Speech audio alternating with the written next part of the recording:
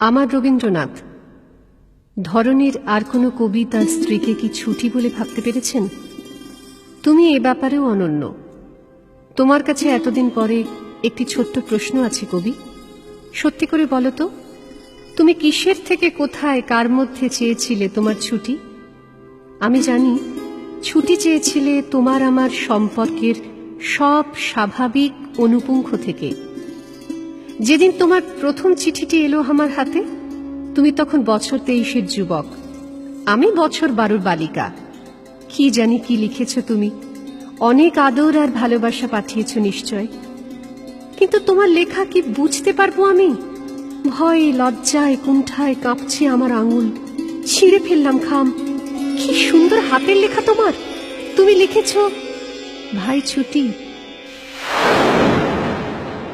বিশ্বাস করো রবি ঠাকুর, আমার শির দাঁড়ার মধ্যে শিরশিরিয়ে উঠেছিল বয়সের সাপ। একথা তোমাকে কোনোদিন বলতে পারিনি, আজ এত বছর পরে না বলে থাকতে পারছি না। ভাই, ওই একটি শব্দ, কি অন্তহীন ভাবে আন্তরিক, কাছে টেনে নেওয়ার কি অপ্রতিরোধ্য অস্ত্র।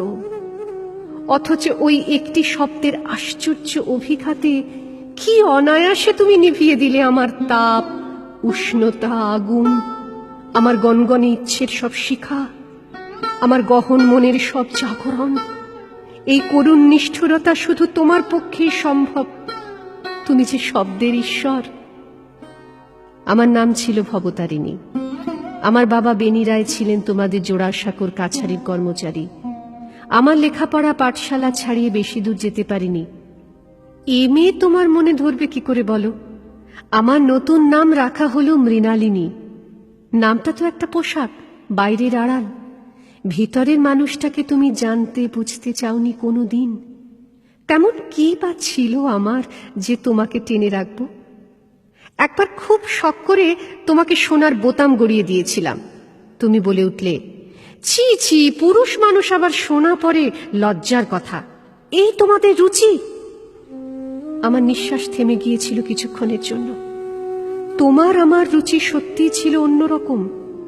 আমার রুচি চাইতো তুমি দিনান্তে একবার অন্তত আমার নাম ধরে ডাকো। তোমার রুচি বলতো আমি এ বাড়ির ছোট বউ বা রথির মা ছাড়া আর কিছু না। তোমার রুচির আরো একটা উদাহরণ তোমাকে দিতে পারি। হে আমার রবীন্দ্রনাথ ঠাকুর, আমাদের বড় মেয়ে বেলার সবে বিয়ে হয়েছে। ওর জন্যে সারাদিন মন কেমন করে আমার। সব কাজের অকাজের ফাঁকে মনে পড়ে বেলার মুখ। ছোট মেয়ে রানী তখন আমার নিঃসঙ্গ জীবনের একমাত্র আলো। ওকে নিয়েই আমার সমস্ত দিন কাটে। তুমি হঠাৎ একদিন বললে 3 দিন পরে রানীর বিয়ে ঠিক করে এলাম। আমি প্রথমে বিশ্বাস করতে পারিনি তোমার কথা। রানীকে আমার বুক থেকে ছিনিয়ে নিয়ে তুমি চলে গেলে। ওর বয়স তখন 11। একদিকে তোমার মৃত বৌঠান কাদম্বরী দেবীর টান, অন্যদিকে মেজ বৌঠান জ্ঞানদানন্দিনীর প্রভাব। তোমার জীবনে এই দুই প্রাবল্যের মাঝে ক্রমশ ধ্বংস, লুপ্ত হয়ে গিয়েছিলাম আমি, তোমার ছোট বউ, তোমার ছুটি। তুমি তো ক্রমশ ছুটি চেয়েছিলে।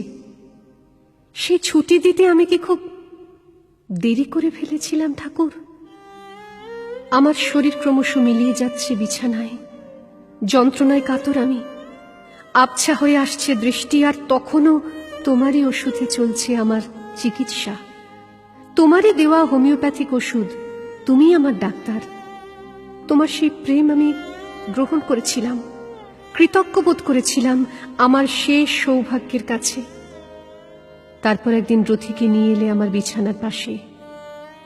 সেও তো তোমার প্রেম কবি।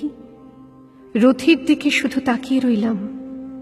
তখন যে আমার জিভ আর নড়ছে না, শুধু গোঙানি ছাড়া সব শব্দ ত্যাগ করে গেছে আমায়। আরো একটু কথা আছে এখনো তোমার উদ্দেশ্যে। আমার শরীর তখনও যেটুকু অবশিষ্ট ছিল জ্বলছে চিতায়। শ্মশানে কোথাও কি ছিলে তুমি? রথিকেও আসতে দাওনি, তার কোমল হৃদয় ব্যথা পাবে বলে। হয়তো এই লাইনগুলোই তখন আমার উদ্দেশ্যে লিখছিলে তুমি, যখন পুড়ছিল আমার দেহ তোমার কাছ থেকে অনেক দূরে। বেদনার দ্বীপ হতে কখন নীরবে অগ্নিশিখা নিবে গিয়ে থাকে যদি, ক্ষমা করো তবে। আমার রবি ঠাকুর, আমার কাছে ক্ষমা চেয়ে লজ্জা দিও না আমায়। একটিবার একটিমাত্র চিঠিতে একটিমাত্র চুম্বন পাঠিয়েছিলে তুমি আমায়, তারপর চুম্বনটিকে উড়িয়ে দিয়েছিলে তোমার মুখর কলমের অনিশ্চিত আঁচড়ে। এরপরেও ক্ষমা চাও আমার রবীন্দ্রনাথ।